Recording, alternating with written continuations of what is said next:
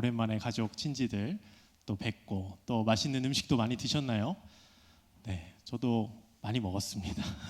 그래서 단추가 정말 힘겹게 단추를 채웠는데 이렇게 우리에게 쉼을 주시고 또 연휴를 허락해 주신 우리 하나님께 감사드리며 또 우리 수요 저녁 예배 가운데도 이 하나님의 말씀의 은혜가 부어달라고 계속해서 간구하시면서 오늘 말씀의 은혜를 풍성히 받는 우리 모두가 되시기를 주님의 이름으로 축복합니다. 지난주에 우리 고3 학생들 가장 힘들고 약해지는 시기였습니다. 네, 수시 원서, 4년제 수시 원서를 쓰면서 내가 고등학교 3년 내내 내가 뭘 한 것일까 이런 생각을 많이 하는 친구들이 분명히 있었을 겁니다. 더 나아가서 중학교, 초등학교 내 인생의 거의 절반을 이 열매를 맺기 위해서 이런 결과를 맺기 위해서 이렇게 열심히 달려왔나 이런 회의감이 드는 친구도 분명히 있었을 것이고요. 그리고 나는 이 정도 수준이 아닌데 왜 이렇게 선생님들은 나한테 이런 대학을 가라냐 그러면서 막 속상해하며 무기력해하는 그런 친구도 분명히 있었을 겁니다. 그리고 이제 현실을 부정하면서 그래도 난 할 수 있다. 그래서 상향 지원이라고 하죠. 내가 내 위치보다 더 높은 그런 대학을 쓰는 그런 상향 지원. 그래서 요즘은 그 상향 지원을 넘어서 우주 상향 지원이라고 하더라고요. 정말 우주까지 간다라는 그런 말도 생겨난 것 같습니다. 그래서 참 이 고3 학생들 또 N수생 포함해서 다 힘들고 가장 약해지는 시기가 아니었나 싶습니다. 그래서 우리가 계속해서 기도를 해줘야 됩니다. 이제 수능 11월 14일입니다. 이제 얼마 남지 않았고 이제 정시를 써야 되고 면접도 봐야 되고 논술도 해야 되고 다 그런 인생의 첫 그런 장애물이 이제 앞두고 있는데 우리가 함께 우리 수험생들을 함께 기도하면서 그들을 축복해주는 우리 모두가 되기를 소망합니다. 근데 이렇게 약해지는 시기, 힘든 시기 수험생뿐만 아니라 우리의 삶 가운데서도 이런 시기는 분명히 존재합니다. 가장 우울해지고요, 정말 힘들어지는 시기, 가장 약해지는 시기, 그런 시기가 다들 한 번쯤은 있었을 것입니다. 특별히 인생의 경험, 그 시험을 만났을 때에 우린 때로는 좌절하고 절망하는 시기를 보내기도 하죠. 인생의 시험을 만난다, 참 만나기 싫습니다. 그리고 피하고도 싶고요. 그런데 오늘 사도 바울은 우리에게 말을 합니다. 오늘 말씀 5절에 보면 너희는 믿음 안에 있는가 너희 자신을 시험하고 너희 자신을 확증하라, 사도 바울은 권면하고 있습니다. 시험은 피하고 싶고 또 그냥 만나기 싫은 존재인데 바울은 너희 자신을 시험하라 라고 말을 하죠. 너무 귀찮고 불편한 일이라는 거죠. 바울은 왜 이렇게 말을 했을까? 오늘날 교회가 주님의 능력을 계속해서 잃어가고 있는 이유가 이 시험을 계속해서 회피하기 때문이 아닐까 싶습니다. 여러분, 시험을 본다는 것은 뭡니까? 내 실력에 대한 확인입니다. 이것을 통해서 내가 어느 수준에 있는지, 내가 지금 어디 위치에 있는지 점검하는 시간이죠. 그런데 이 불편함이 싫어서 시험을 피하니 우리 안에 확증이 없는 겁니다. 내 신앙의 점검이 없다 보니 내가 어디에 위치하고 있는지, 내가 부족하고 보완해야 될 점이 무엇인지 알 수가 없다라는 거죠.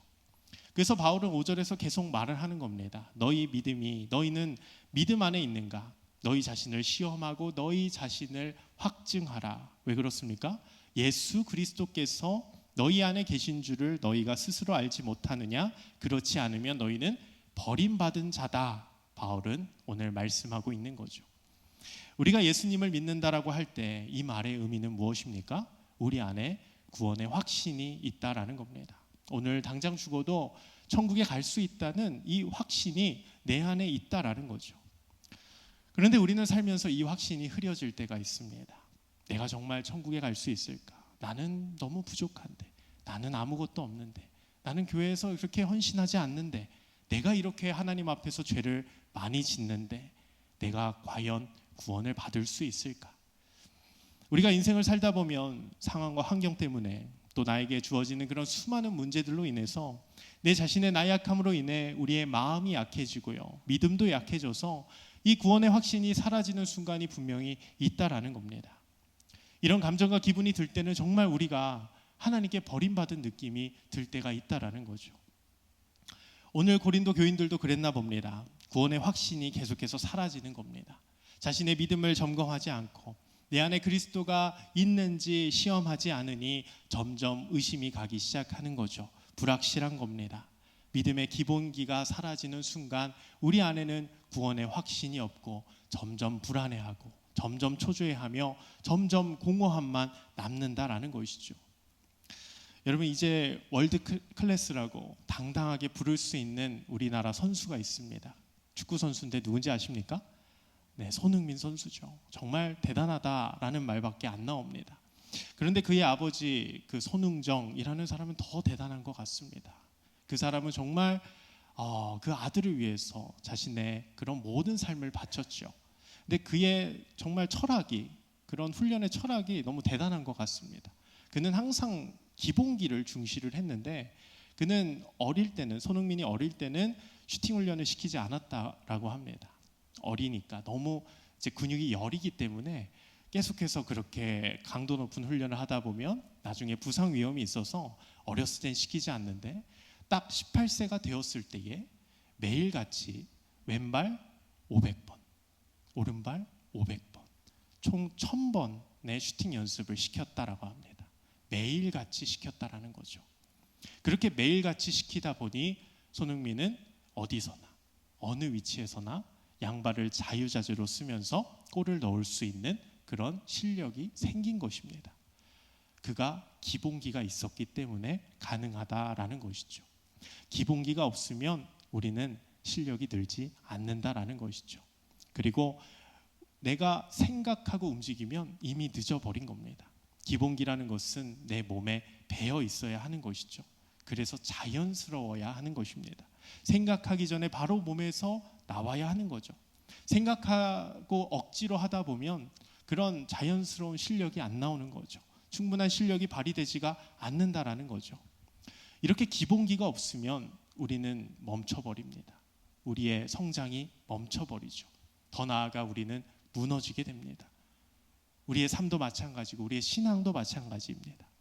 여러분, 우리의 신앙의 기본기가 무엇입니까? 어떠한 상황 가운데서도 예수님을 믿으면 우리는 구원을 받는다라는 것입니다. 이 기본기가 없으면 우리는 언제나 절망한다라는 거죠. 라틴어로 솔라 피데입니다. 오직 믿음으로 우리는 구원받을 줄 믿습니다. 이 믿음이, 이 기본이 우리가 장착되어 있지 않으면 우리는 매 순간 어렵고 힘든 순간에 좌절하고 절망하고 결국 하나님께 버림받은 느낌을 받는다라는 거죠. 우리는 오직 믿음으로 구원을 받는다라는 겁니다. 어떠한 공로로 우리는 구원받을 수 없습니다. 오직 예수 그리스도의 보혈로 우리는 구원을 받는다라는 거죠. 이 믿음이 사라지면 아무 소용이 없다라는 것이죠. 우리가 봉사를 많이 하고 사역을 잘하고 관계를 잘 맺고 내 삶을 잘 영위한다 할지라도 이 구원의 확신이 없으면 매 순간 초조하고 불안한 겁니다. 공허함만이 존재할 뿐입니다. 노력을 해도 끊임없는 불안 속에서 불만족함에서 살아가는 것입니다. 결국 하나님께 버림받은 느낌을 받을 수밖에 없다라는 거죠. 그래서 바울은 이 믿음이 너희 안에 있느냐 계속해서 시험하라고 권면하고 있는 거죠. 이 구원의 확신이 너희 안에 진짜 있느냐 물어보는 겁니다. 그리고 매 순간 너 자신을 확증하여, 너 자신을 시험하여 확증하라 말하고 있죠. 난 구원받은 하나님의 백성임을 깨달아야 한다라는 겁니다. 우리는 구원의 확신이 있는 줄 믿습니다. 이 확신은 오직 예수 그리스도가 있는 겁니다. 내 안에 예수 그리스도, 내 안에 예수 그리스도의 보혈이 있을 때에만 우리는 구원의 확신이 있는 줄 믿습니다. 그렇지 않으면 우리는 버림받은 존재라는 겁니다. 사랑하는 성도 여러분, 이 예수 그리스도의 보혈이 내 안에 있기를 소망합니다. 내 안에 예수 그리스도가 있는지 매 순간 내 자신을 시험하고 확증하기를 소망합니다. 그렇지 않으면 우리는 세상의 흐름에 휩쓸려서 그냥 세상과 똑같이 죽음의 길로 내가 버림받은 느낌으로 살아갈 수밖에 없다라는 거죠. 참 비참한 인생이라는 겁니다. 그러므로 우리의 믿음의 기본기를 다져나가야 되죠. 매 순간 시험하고 확증해야 된다는 겁니다. 그렇다면 구체적으로 그 시험을 어떻게 하는 것일까? 믿음의 기본으로 어떻게 돌아갈 수 있을까? 오늘 크게 우리가 두 가지로 살펴보기를 원합니다. 첫 번째로, 구원의 확신이 우리 안에 계속해서 이어지려면, 이 구원의 확신이 끊어지지 않으려면 우리는 매 순간 회개해야 합니다. 오늘 바울은 고린도 교인들에게 자신을 시험하라, 확증하라 권면했습니다. 이는 그들이 진정으로 회개했는지를 확인하라는 의미입니다. 회개는 단순히 죄를 인정하는 것뿐만 아니라, 고백하는 것뿐만 아니라 죄에서 돌이켜 하나님께로 돌아가는 것입니다. 돌이키는 겁니다. 죄의 방향에서 돌이켜 영원하신 그 사랑의 하나님으로 방향을 트는 것입니다. 이것이 회개라는 것이죠. 사도 바울은 자신의 사도성을 항상 강조했습니다. 많은 사람들이 그 바울의 사도성을 의심했죠. 사도 바울이 전통이냐 아니냐를 가지고 계속해서 왈가왈부, 계속해서 싸워 나갔습니다. 엄청나게 따졌죠. 그도 그럴 것이, 그는 원래 예수를 핍박하던 사람인데 예수를 만나서 그때부터 예수를 전하니 사람들이 그를 의심하기 시작하는 겁니다.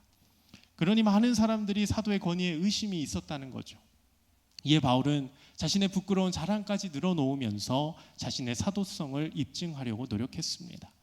이 자신이 전하는 이 복음이 하나님이 고린도 교인들을 사랑하는 마음임을 분명히 하였던 것입니다. 이에 오늘 바울은 이 고린도 후서를 강한 어조로 마무리하고 있습니다.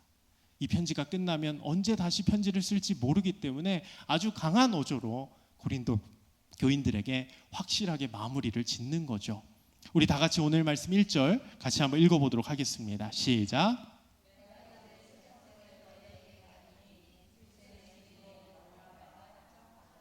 아멘. 세 번째 내가 가겠다. 내가 세 번째로 갈 건데, 첫 번째로 고린도에 방문할 때는 2차 전도 여행이었습니다. 거기서 복음을 전하고 교회를 세웠죠. 그런데 두 번째로 갈 때는 3차 전도 여행이었습니다. 근데 거기서는 들어가지도 못했습니다. 거짓 그런 선지자들 때문에 문전박대를 당했죠.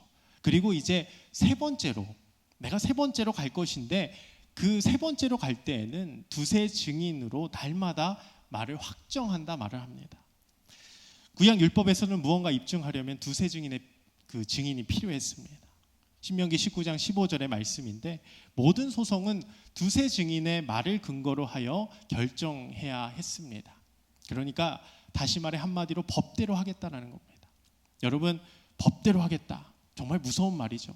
이제 합의를 안 보겠다라는 겁니다. 이제 법대로 하자라는 겁니다. 사도 바울이 내가 세 번째로 갈 것인데 이제는 내가 법대로만 할 것이다. 이제 내가 거짓 교사들, 거짓 복음을 전하는 자들을 이제 법대로 치리하겠다라고 강하게 이야기한다라는 것이죠. 2절입니다. 제가 읽어드립니다. 내가 이미 말하였거니와 지금 떠나 있으나 두 번째 대면하였을 때와 같이 전에 죄 지은 자들과 그 남은 모든 사람에게 미리 말하노니 내가 다시 가면 용서하지 아니하리라. 아멘. 내가 갈 건데, 여기서 사도 바울의 진심이 느껴지는 겁니다. 내가 갈 건데 너희들을 진짜 벌하려고 가는 것이 아니라, 내가 가기 전에 이 편지를 썼으니 이 편지를 보고 너희는 하루속히 돌이키라라는 겁니다. 내가 가면 이제 법대로 너희를 치리할 거니까 내가 가기 전에 너희는 이 편지를 보고 하루속히 하나님 앞에 돌이켜서 회개하라는 것이죠. 그럼 구체적으로 그 죄의 그런 명단은 뭘까요? 그 목록은 뭘까요? 전에 내가 말하였거니와, 바울은 분명히 말하고 있습니다. 이미 그 죄를 나열했다라는 것이거든요. 그 말씀 12장 20절 21절입니다. 우리 같이 화면 보시고 같이 한번 읽어보겠습니다. 시작. 내가 갈 때에 너희를 내가 원하는 것과 같이 보지 못하고 또 내가 너희에게 너희가 원하지 않는 것과 같이 보일까 두려워하여 또 다툼과 시기와 분냄과 당 짓는 것과 비방과 수군거림과 거만함과 혼란이 있을까 두려워하고 또 내가 다시 갈 때에 내 하나님이 나를 너희 앞에서 낮추실까 두려워하고 또 내가 전에 죄 지은 여러 사람의 그 행한 바 더러움과 음란함과 호색함을 회개하지 아니함 때문에 슬퍼할까 두려워하노라. 아멘. 쭉 길게 나열했습니다. 죄의 목록들을 쭉 나열했죠. 그런데 그 목록들을 하나하나 살펴보면 다 우리가 한 번씩 지은 죄들입니다. 우리는 연약하고 너무나도 더러운 존재이기 때문에 그런 죄들을 다 우리도 한 번씩은 행했던 부분입니다. 다 좋습니다. 바울도 그것을 인정하지 않는 것이 아닙니다. 너희도 이런 죄들을 지었겠지만 근데 그 다음이 문제입니다. 그 다음에 너희가 이런 모든 것들을 회개하지 아니함 때문에 바울은 슬퍼한다라고 말을 합니다. 죄를 지을 수 있지만 너희는 연약하여 죄인이지만 그러나 회개하지 않기 때문에 하나님께로 돌이키지 않기 때문에 내가 슬퍼한다라고 편지하고 있는 것이죠. 사랑하는 성도 여러분, 우리도 매 순간 우리의 삶을 돌이켜야 됩니다. 그리고 회개의 삶을 살아가야 하는 것이죠. 회개는 단순한 감정의 변화가 아닙니다. 우리의 삶의 방향을 하나님께 돌이키는 것을 말합니다.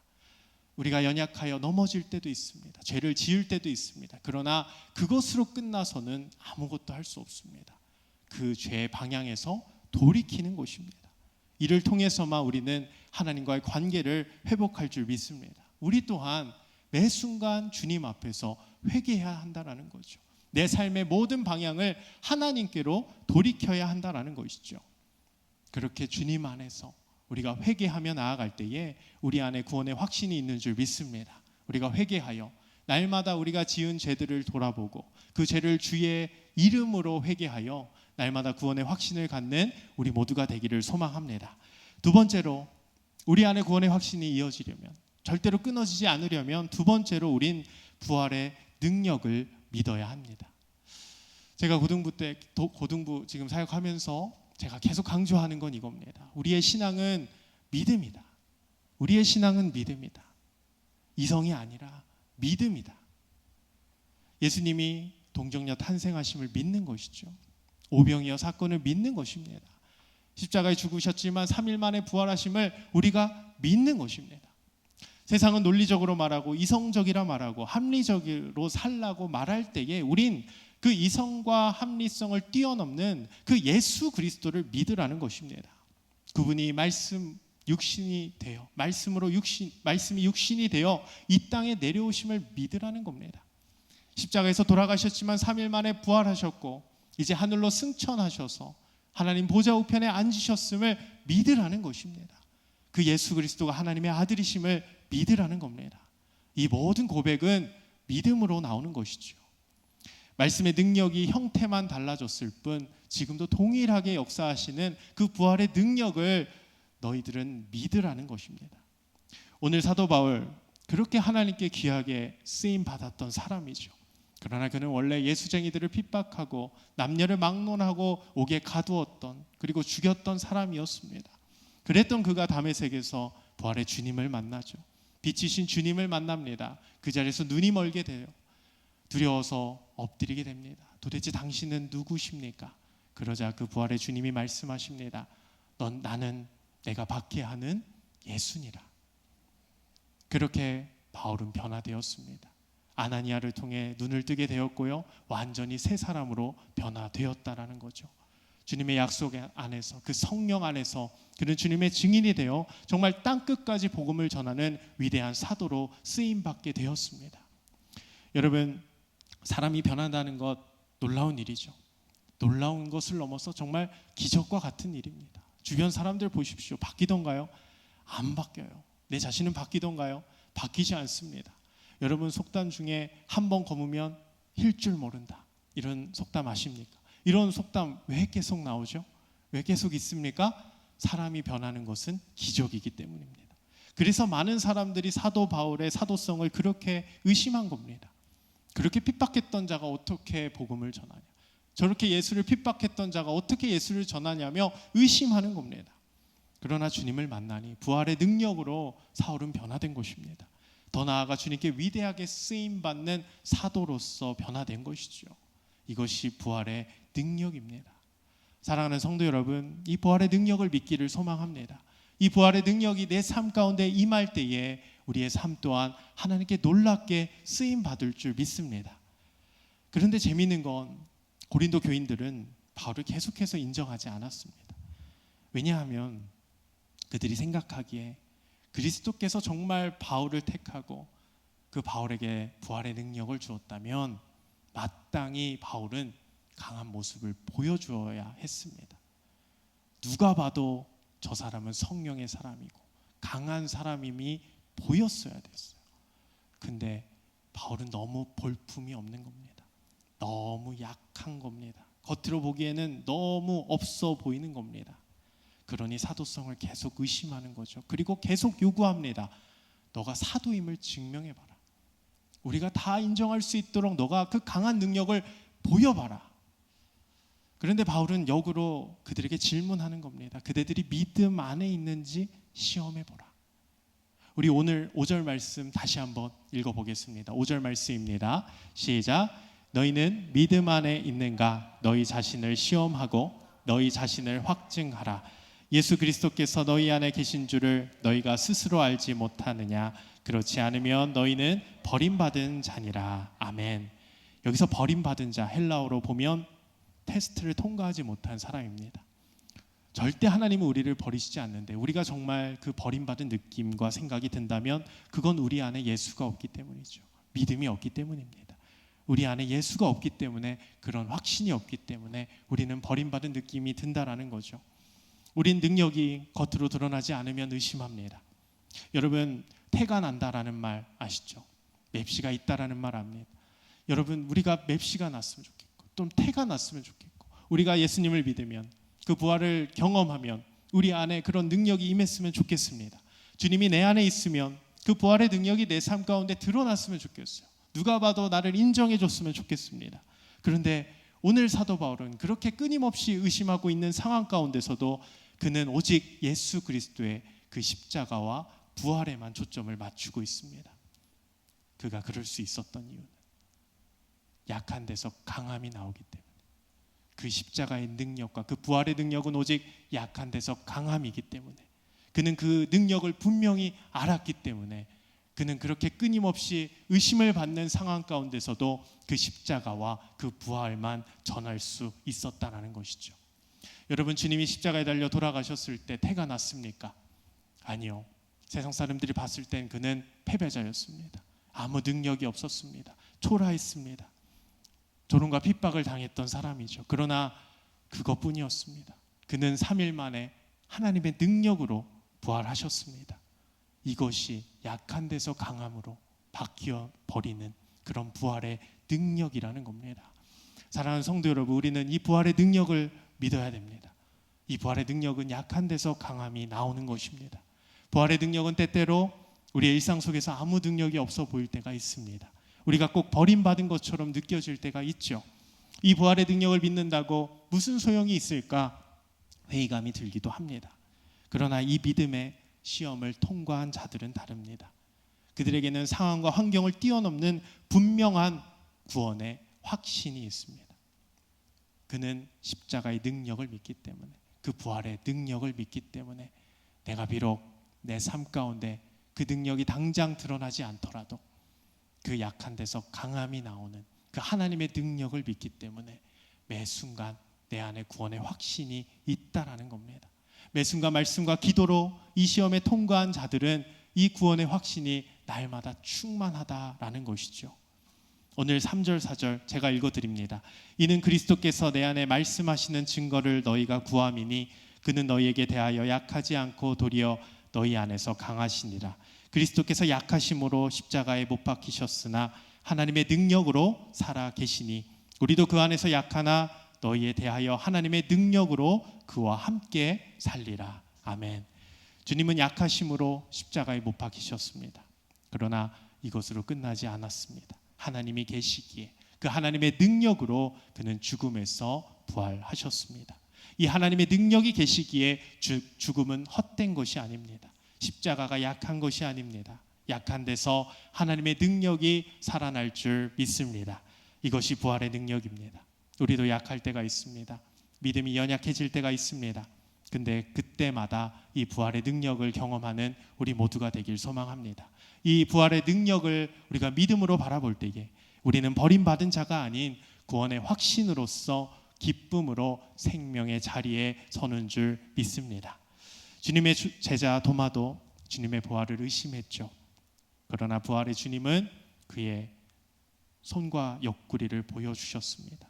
그러자 도마는 이렇게 고백하죠. 나의 주님이시요 나의 하나님이시다. 이 고백은 부활의 능력을 경험한 자들의 고백입니다. 약한 데서 강함을 얻을 수 있는 것은 그분의 부활 때문입니다. 그는 육신의 몸을 입고 이 땅에서 죽었지만 그는 하나님의 아들로서 부활하셨습니다. 그리스도께서는 약하셨지만 하나님의 능력으로 지금도 살아 역사하십니다. 지금도 하늘의 우편에 보좌 우편에 앉아 계시다 말씀하시죠. 요한계시록에서 그렇게 보좌 우편이란 말이 자주 등장하는 것, 그는 하나님의 능력으로 이제 다시 살아났습니다. 이제 승천하시고 이제 때가 될 때에 모든 것들을 심판하실 심판주로 이 땅에 내려오실 겁니다. 이것이 십자가의 능력입니다. 그리고 우리의 신앙은 역설일 수밖에 없죠. 약한 데서 강함이다. 이해할 수 없는 겁니다. 정말 논리가 맞지 않는 겁니다. 모순이죠. 이치에 맞지 않습니다. 그런데 이 약한 데서 강한 것이 이 부활의 능력인 줄 믿습니다. 이 부활의 능력을 믿기를 소망합니다. 하나님이 계시기에 이 말도 안 되는 이런 이치에 맞지 않는 것이 하나님이 계시기, 하나님의 능력으로 우리의 삶 가운데 역사하실 줄 믿습니다. 그래서 사도 바울은 7절에 이렇게 말을 하죠. 우리 7절 다 같이 한번 읽어보겠습니다. 시작. 우리가 하나님께서 너희로 악을 조금도 행하지 않게 하시기를 구하노니 이는 우리가 옳은 자임을 나타내고자 함이 아니라 오직 우리는 버림받은 자 같을지라도 너희는 선을 행하고자 함이라. 아멘. 바울은 그 누구보다 고린도 교인들을 사랑했습니다. 그렇기 때문에 그들이 하나님께 속히 돌아오기를 바랬죠. 한마디로 그들이 주님 안에서 온전해지기를 바랬습니다. 버림받은 자가 아니라 온전해지기를 바랬습니다. 그래서 고린도 후서를 통해서 누누이 복음을 위해 자신의 사도성을 입증했습니다. 그런데 그 방법이 세상의 방식으로 하지 않았다라는 거예요. 세상의 방식으로 강하게 하지 않았습니다. 자신의 사도성을 입증하려고 고린도 교인들의 그런 마음을 상하게 하고 상처를 주고 그렇게 정죄를 하는 것이 아니라 너희들이 보기에는 내가 하나님 앞에서 버림받았을지라도, 버림받은 것처럼 보일지라도, 그러나 진리의 복음은, 그 십자가의 복음은 약한 데서 강해지는 부활의 능력이기 때문에 나는 이 진리를 위해 나는 강함을 포기하고 너희에게 진짜 복음을 전한다라고 오늘 편지를 하고 있는 것입니다. 제가 8절, 9절, 10절 읽어드립니다. 우리는 진리를 거슬러 아무것도 할 수 없고 오직 진리를 위할 뿐이니 우리가 약할 때에 너희가 강한 것을 기뻐하고 또 이것을 위하여 구하니 곧 너희가 온전하게 되는 것이라. 그러므로 내가 떠나 있을 때에 이렇게 쓰는 것은 대면할 때에 주께서 너희를 넘어뜨리려 하지 않고 세우려 하여 내게 주신 그 권한을 따라 엄하지 않게 하려 함이라. 아멘. 너희를 정죄하여 넘어뜨리는 것이 목적이 아니라 내게 주신 그 권한을 엄하지 않게 하기 위해서, 너희를 하나님 안에서 온전케 하기 위해서 나는 강함을 포기하고 약해진다 고백하고 있는 것입니다. 여러분, 하나님의 사람 사도 바울은 정말 복음을 위해서만 살았습니다.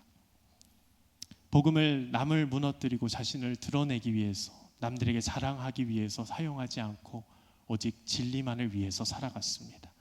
그렇게 고린도 교인들에게 세상의 강함으로 말한 것이 아니라 하나님의 사랑으로, 그 십자가의 사랑, 그 부활의 능력으로 권면하고 있는 겁니다. 약한 데서 강함이 나오는 그 부활의 능력, 그 진리, 그 복음을 바울은 전했던 것입니다.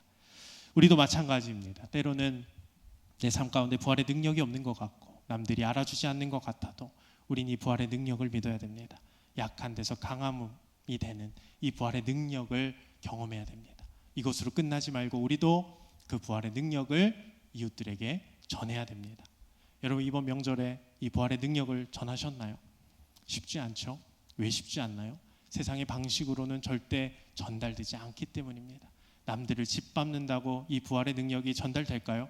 절대로 그렇지 않습니다. 오늘 사도 바울과 같은 그 부활의 능력을 경험한 자들만 그 하나님의 복음을, 그 능력을 전할 수 있습니다. 저도 고등부 설교할 때 이런 유혹이 있어요. 청소년기 좀 잘난 척하면 애들이 좋아합니다. 인기 끌어요. 뭔가 완벽한 논리, 뭔가 좋은 효과적인 그런 교육, 이런 것들을 통해서 하면 애들 솔깃하게 잘 듣습니다. 인기 끌 수 있는 것 같아요. 그런데 이것으로는 부족하더라고요. 인기는 끌 수 있지만 그 삶이 변화되지는 않습니다. 이건 능력이 없는 겁니다. 인간의 힘으로는 아무 소용이 없다라는 거죠. 그가 정말 변할 수 있는 건 부활의 능력을 경험할 때만 변화될 줄 믿습니다. 그것이 우리의 능력입니다. 우리가 바라는 능력입니다. 그러니 약한 데서 강함이 나오는 겁니다. 내가 조금 부족하더라도, 내가 조금 조롱받더라도, 내가 조금 핍박받더라도, 남들에게 손가락질 당하더라도 주님이 걸어가신 것처럼 우리 또한 그 십자가 길을 함께 걸어 나아갈 때 우리에게 참된 그 부활의 능력이 임할 줄 믿습니다. 그 부활의 능력은 우리에게 계속해서 구원의 확신을 줄 것이고요, 그 구원의 기쁨이 매 순간 넘쳐나게 할 것이고요, 더 나아가 우리의 주변 사람들에게 그 부활의 능력을 전하며 그 하나님의 사도로서, 그 증인으로서 이 땅 가운데 복음을 전하며 나아갈 줄 믿습니다.